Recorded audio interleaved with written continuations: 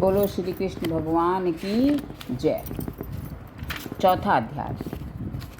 श्री कृष्ण भगवान अर्जुन से कहते हैं कि हे परम तप अर्जुन, मेरे और तेरे बहुत से जन्म हो चुके हैं, उन सबको तू नहीं जानता, किंतु मैं जानता हूँ। मैं अजन्मा और अविनाशी स्वरूप होते हुए भी तथा समस्त प्राणियों का नाश होते हुए भी अपनी प्रकृति को अधीन करके अपनी योग माया से प्रकट होता हूँ।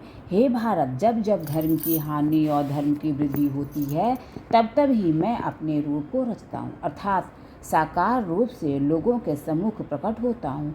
साधु पुरुषों का उद्धार करने के लिए, पाप कर्म करने वालों का विनाश करने के लिए और धर्म की अच्छी तरह से स्थापना करने के लिए मैं युग युग में प्रकट हुआ करता हूँ। हे अर्जुन, मेरे जन्म और कर्म दिव्य अर्थात निर्मल और अलौकिक हैं। इस प्रकार जो मनुष्य तत्व से जान लेता है, वह शरीर को त्याग कर फिर जन्म को प्राप्त नहीं होता, किंतु मुझे ही प्राप्त होता है। पहले भी जिनके राग, भय और क्रोध सर्वथा नष्ट हो गए थे और जो मुझ में अनन्य प्रेम पूर्वक स्थित रहते थे, ऐसे मेरे आश्रित रहने वाले बहुत से भक्त उपर्युक्त ज्ञान रूप तप से पवित्र होकर मेरे स्वरूप को प्राप्त हो चुके हैं। हे अर्जुन, जो भक्त मुझे जिस प्रकार भजते हैं, मैं भी उनको उसी प्रकार भजता हूँ, क्योंकि सभी मनुष्य सब प्रकार से मेरे ही मार्ग का अनुसरण करते हैं।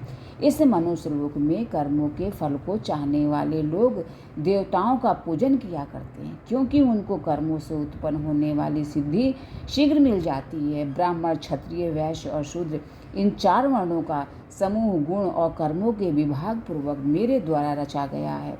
इस प्रकार उस सृष्टि रचनादि कर्म का कर्ता होने पर भी मुझ अविनाशी परमेश्वर को तू वास्तव में अकर्ता ही जान। कर्मों के फल में मेरी स्पृहा नहीं है, इसलिए मुझे कर्म लिप्त नहीं करते। इस प्रकार जो मुझे तत्व से जान लेता है, वह भी कर्मों से नहीं बंधता।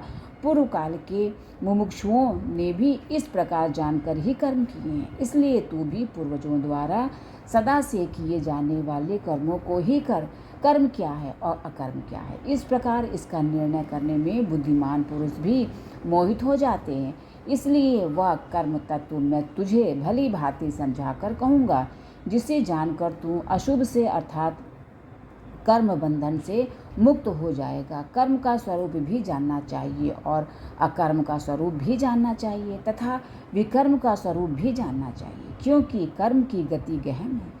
जो मनुष्य कर्म में अकर्म देखता है और जो अकर्म में कर्म देखता है, वह मनुष्यों में बुद्धिमान है और वह योगी समस्त कर्मों को करने वाला है।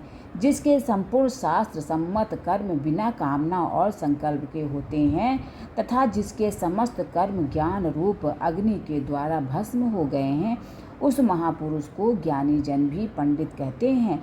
जो पुरुष समस्त कर्मों में और उनके फल में आसक्ति का सर्वथा त्याग करके संसार के आश्रय से रहित हो गया है और परमात्मा में नित्य तृप्त है, वह कर्मों में भली भांति बरतता हुआ भी वास्तव में कुछ भी नहीं करता।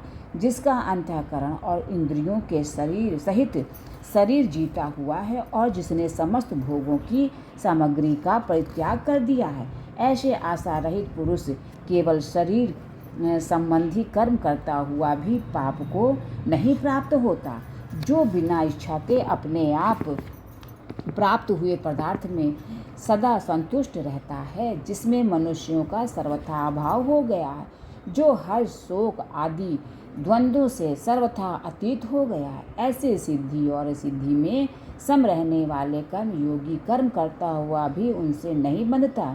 जिसकी आसक्ति सर्वथा नष्ट हो गई है, जो देह अभिमान और ममता से रहित हो गया है, जिसका चित्त निरंतर परमात्मा के ज्ञान में स्थित रहता है, ऐसा केवल यज्ञ संपादन के लिए कर्म करने वाले मनुष्य के संपूर्ण कर्म भली भांति विलीन हो जाते हैं। जिस यज्ञ में अर्पण अर्थात श्रुआ आदि भी ब्रह्म हैं और हवन किए जाने योग्य द्रव्य भी ब्रह्म है तथा ब्रह्म रूप कर्ता के द्वारा ब्रह्म रूप अग्नि में आहुति देना रूप क्रिया भी ब्रह्म है उस ब्रह्म कर्म में स्थित रहने वाले योगी द्वारा प्राप्त किए जाने योग्य फल भी ब्रह्म ही है। दूसरे योगी जन देवताओं के पूजन रूप यज्ञ का ही भली भांति अनुष्ठान किया करते हैं और अन्य योगी जन पर ब्रह्म परमात्मा रूप अग्नि में अभेद दर्शन रूप यज्ञ के द्वारा ही आत्मा रूप यज्ञ का हवन किया करते हैं।